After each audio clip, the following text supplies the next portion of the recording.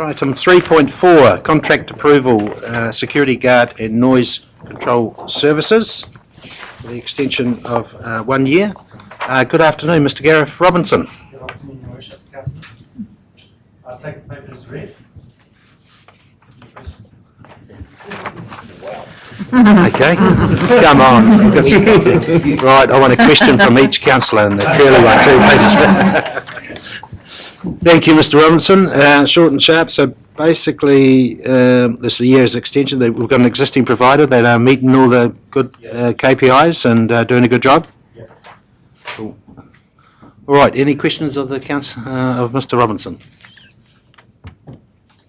No, all pretty straightforward. Oh, Councillor Cousins, sorry. I was just going to ask through the chair. I'm asking that question about should we retest the market. I see what you've got here about some in regards to disadvantages, but I'm just harking back to when all this hoo-ha from the previous council went over, have been awarded, and a bit of there's bad connotations around it all. I would prefer if we went back out to the market to retest it. That's just my personal view. I think it's We're going to go up to the market. We're just going to extend the 1 year. I understand that. Yeah. Yes. But you're saying here that we can go out now, correct? Due to time constraints, Yes. it puts us under a bit of pressure to get it out now. Right. So why time constraints? Why? Well, January. Yeah. But why are we so long now to this point? so basically there was a new council. Right. We couldn't have done it in August or something like that. You've had an election process, so it's pushed it. That has created a hole in the middle of that process.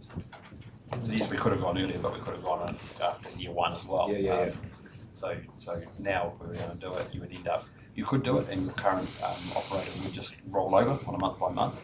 But what we're saying is that by the time you went through the tendering process, it wouldn't give you much difference to that extra year, allowing that extra year and us using that year to do it.